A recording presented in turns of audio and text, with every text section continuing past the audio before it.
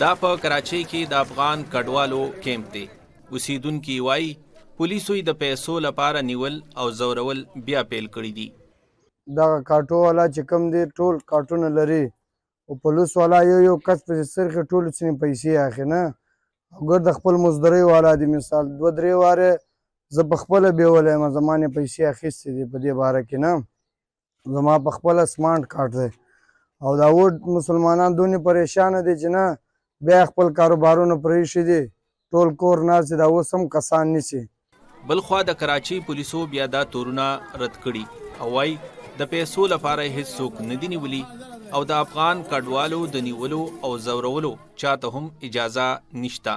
په دغه ټیم باندې زموږ سره بچیان شته، مریضان شته، دلته کاروبارونه مو دي 15-40 کاله کېږي موږ دلته کاروبار کړی دی، موږ دلته زندګي برابره کړې ده، زموږ زندګي را خرابېږي.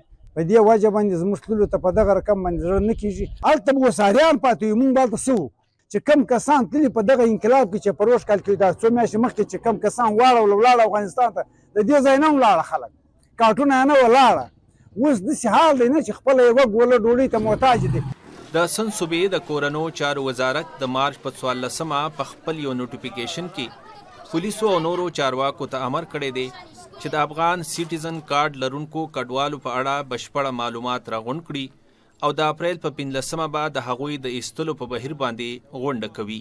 کډوال وایي د حکومت د نوي لارښوونو اندېښمن کړي دي. دوی کم د 15 اپریل څخه دوی وایي چې دا کریک ډون بیا شروع کېږي. په خلکو کې ډېره یېره ده، په خلکو کې خو نو مطلب دغه د مخکې چې کم یېرې کم دغه یې په وکړه بویت له جیلو ته یې واچوله، بیا په میاشت په جیلو کې ناست و، بیا په میاشت پیسې نه خلاصېدلې، نو پیسې ځینې ولاړې، تکلیفونه دغه کړه، هغه یېره یې په زړه کې ده، نو اوس خود پریشانه دي.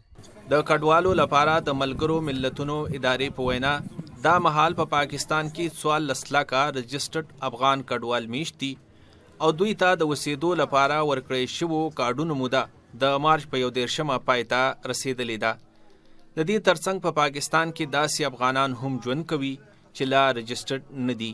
د پاکستان نگران حکومت د 2023 کال د نومبر له 9 نیټې راهیسې د افغانانو د ایستلو بهیر پیل کړو چې لا هم دوام لري او تر اوسه شاوخوا 15 لکه افغانان له پاکستان خپل هیواد افغانستان ته استولې شوي دي.